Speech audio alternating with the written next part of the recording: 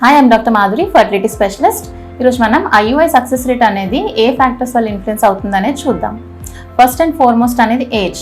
ఆడవాళ్ళలో ఏజ్ పెరిగే కొద్దీ egg count and egg quality అనేది డ్రాప్ అవుతూ ఉంటుంది.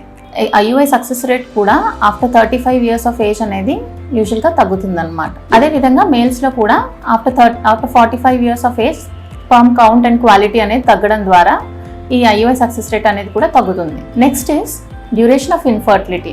అంటే చాలా సంవత్సరాల నుంచి ట్రై చేస్తున్నారు, ఎన్ని సంవత్సరాల నుంచి ట్రై చేస్తున్నారు అనే దాన్ని బట్టి కూడా ఈ సక్సెస్ రేట్ అనేది డిపెండ్ అవుతూ ఉంటుంది అనమాట. నెక్స్ట్ ఫ్యాక్టర్ ఏంటంటే ఎండోమెట్రియం. ఈ ఎండోమెట్రియల్ థిక్నెస్ అనేది యూజువల్గా మనకి 8 mm అండ్ దానికన్నా ఎక్కువ ఉంటే మంచిది. దీనికన్నా తక్కువ ఉన్నది అని అనుకుంటే సక్సెస్ రేట్ అనేది కొంచెం తగ్గొచ్చు అనమాట.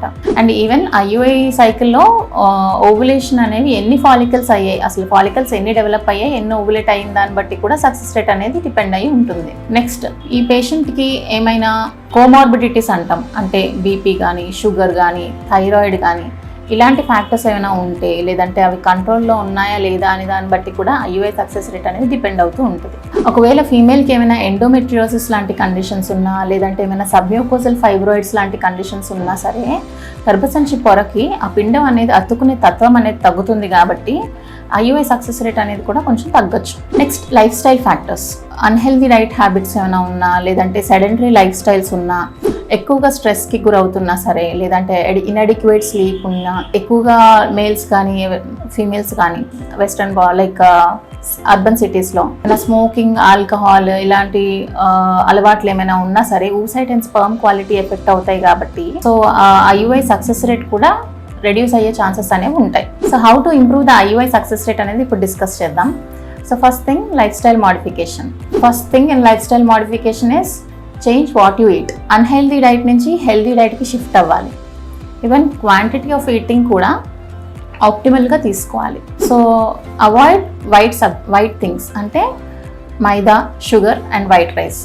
So even less polished rice తినడం అండ్ మిల్లెట్స్ ఇంక్లూడ్ చేసుకోవడం, avoiding packaged and processed food, fruits and vegetables intake పెంచుకోవడం అండ్ డ్రై ఫ్రూట్స్, స్ప్రౌట్స్ ఇలాంటివి ఇంక్లూడ్ చేసుకోవడం వల్ల మనకి అవసరమైన వైటమిన్స్ అండ్ మినరల్స్ అనేవి అందుతాయి and oocyte quality, sperm quality అనేవి ఇంప్రూవ్ అవుతాయి. Exercise, physical activity, minimum at least 30 minutes a day physical activity అనేది ఇంపార్టెంట్ నార్మల్ వెయిట్ ఉన్న వాళ్ళకి.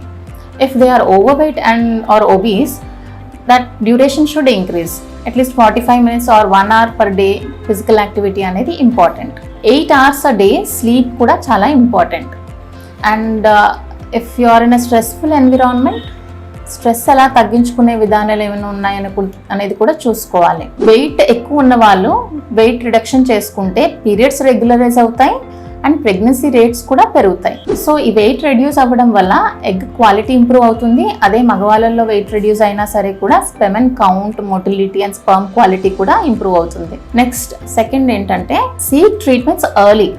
అంటే డిలే చేయకుండా, వస్తుందిలే ప్రెగ్నెన్సీ ఎన్ని ఇయర్స్ అయినా సరే న్యాచురల్గా చూసేదానికన్నా ఒకసారి చెకప్కి వెళ్ళండి.